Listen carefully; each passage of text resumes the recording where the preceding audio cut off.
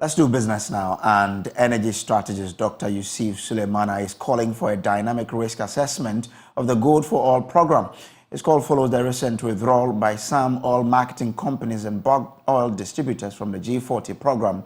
According to him, the negative impact of the structure of the program outweighs the benefit. Is bent on rolling out the program. In fact, the program is already in progress. So what I advocate is that we have to do what we call dynamic risk assessment of the program. At this moment in time, if you champion a program whose benefits, is not commensurate or it's not proportionate to what you suppose or to the potential negative impact of it, then there's a problem. And in this case, that's what I'm thinking. The benefit is not commensurate with the potential negative impact of the program. What are the potential negative impact? The negative impact could be that is what is happening. Number one, the disruption in the sector. Then number two, also, we stand a chance of not having the required. Not be able to give a firm handle on the city, and that's what is happening. We haven't been able to have a firm handle on the city, and that's actually the main purpose of the program. So in that case, we have to do what I call risk assessment to weigh our benefits, and then is it proportional or is it commensurate with what we are trading off? And the trade-off, part of the trade-off is the fact that we are involving so many critical institutions to the program. Number one, BOS. Number two, Bank of Ghana. Number three, PMMC. These are critical institutions that we are involving into a program just to stabilize the city, when there are other alternatives that we can do that. And the problem is that it's not able to stabilize the city that we wanted to stabilize. At best, maybe it has minimized the depreciation rate, but that's not what we wanted. We wanted it to be able to come, to be able to stem control on the city, to have impact on the pumps. But at this moment in time, I think the program hasn't had any substantial impact on the pumps. And that's quite unfortunate. And the champions of the program will have to look at it and look at the successes and weigh against what we are trading on. Are we ready to disturb these institutions just to stabilize the city that we are not able to stabilize, that we are not able to have a firm handle on at this moment in time? And in that case, I think the program needs to be reviewed. And if it cannot be reviewed, then we have to just advise ourselves. Finance expert Joe Jackson has indicated that the country will not realize the full benefit of the IMF program until government finalizes a debt restructuring deal with external creditors. It follows concerns that the Ghana city is struggling to firmly stabilize despite securing an IMF program. But Mr. Jackson tells Joy Business there are still some uncertainties that would be cleared when the page is closed with a debt restructuring. The first thing is that you've got to look at two things. Number one is that the rates are still going to be high. The rates even from the central bank are high. So if you're going to be borrowing, the rates are not going to come down as quickly as you think. That's number one. Number two is that, is there the capacity to borrow? Because we'll be looking very carefully at the companies you lend to and making sure that they can repay. Because remember that your balance sheets are already sick. So you've got to be very careful about lending.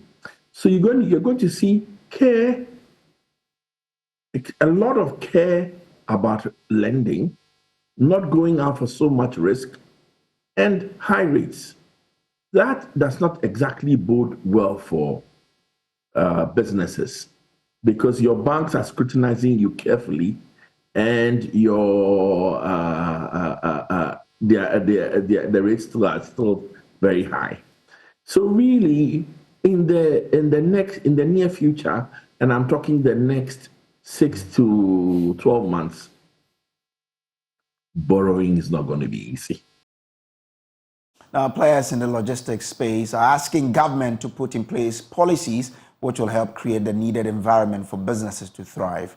The player said successive governments have lacked courage to implement these policies that ensure businesses, including indigenous ones, flourish. One of such disgruntled businesses is Apex Shipping and Commercial Company, whose Chief Executive Officer, Prince Akutu, believes Ghana can do better. There's more in the following report. Some players in the logistics and supply chain say Ghana's drive to develop its business environment in growing local industries as well as attracting investors has a long way to go, owing to lack of courage on the part of government. Chief Executive Officer of Apex Shipping and Commercial Company, Prince Akutu, says the country lacks sound policies, strong currency and other infrastructures that cushion businesses. He was speaking at the CEO's breakfast meeting organized by Ghana Investment Promotion Center at Tema in partnership with Agility Logistics Parks on the theme Revitalizing Ghana's Supply Chain, Maximizing Logistics Efficiency for After and FDI Role. For us to be able to transform Ghana's supply chain, government has to come in to support. Look at the things we need: the infrastructure, the roads, technology, access to finance. The cost of finance in Ghana is nothing to write home about. It is very difficult to do business and to raise the capital to do anything you want to do.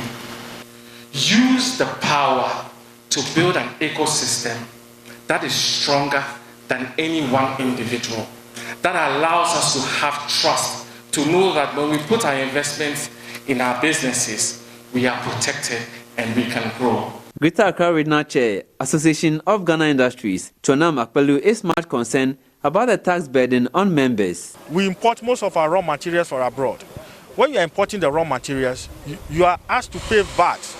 After you finish producing the product also, you are also asked to pay VAT. It's almost like double taxation. We're asking for government to reconsider the calibration of the tax and the VAT and ensure that raw materials coming to the country do not attract, taxes. We are also asking for a total support for indigenous businesses. We want the policy environment to be so clear, so that people who are keen to invest in Ghana know for sure that when they invest, their investment will be protected because of clarity of policy. Deputy Chief Executive Officer of Ghana Investment Promotion Center, Yaya gives assurances that ideas shared at the event will be put to use. And government, through its number of reforms, through its incentives, programs, and so on, is attracting that capital so that we can use it to leapfrog and springboard into the AFCFTA. On the export front, we have seen when the AFCFTA began operations in January 2021 that 2 Ghanaian companies were the first to export within the bloc, Gando Cosmetics and Casapreco. As we stand here today, the National Coordination Office, working with the AFCFTA Secretariat, is readying Ghanaian SMEs that constitute about 60% of our labour market to export within the bloc. And we can't do so as policymakers in silos. We have to partner with the private sector, and Agility is an example of that partnership. We want to encourage those linkages. And so, frankly, this is not a talk shop. The outcomes and recommendations made at this morning's session will not be left to gather dust on the shelves, because this is real. Meanwhile, Vice President, Agility West Africa, Charlie Gasup, indicated the company's 32,000 square meter warehouses at the Tema Free Zones Enclave would help in the efficient cycle of logistics on the continent. He touched on the need for Ghana to take advantage of the continental free trade. Your question to the Deputy CEO of GIPC regarding that so many events and conferences like this has happened. Today, I'm sure that this will be taken more seriously, because with the AFCFTA, given the fact that Ghana cannot afford not to be creative and move forward. So this is the opportunity for Ghana, given the fact that Ghana is the headquarters of the AFCFTA. A panel discussion involving Agility Logistics Parks, LMI, Association of Ghana Industries, Customs, Ghana Free Zones Authority, and Ghana Ports and Harbours Authority all share their respective roles in ensuring efficient supply chain in the country.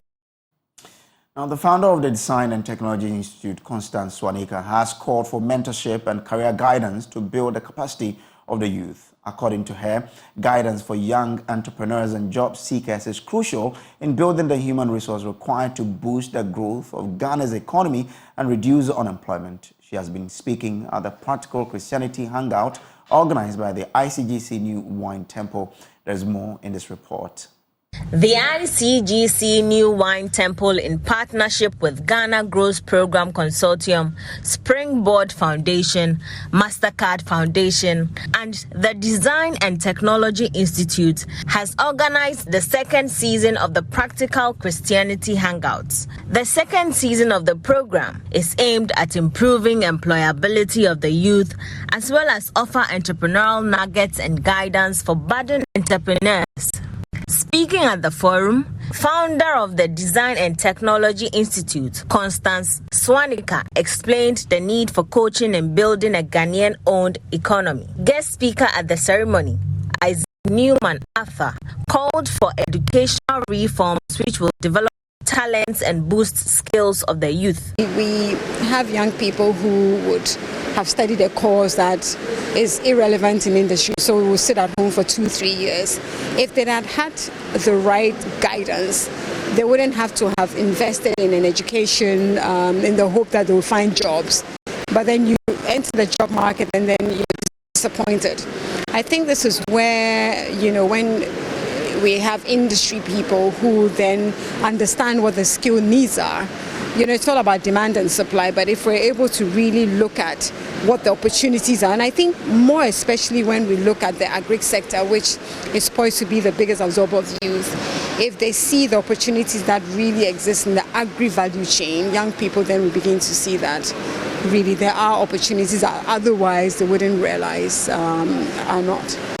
Guest speaker at the ceremony, Isaac Newman Arthur, called for educational reforms which will develop talents and boost skills of the youth. Our curriculum is outdated. It empowers the head, not the hands and the heart.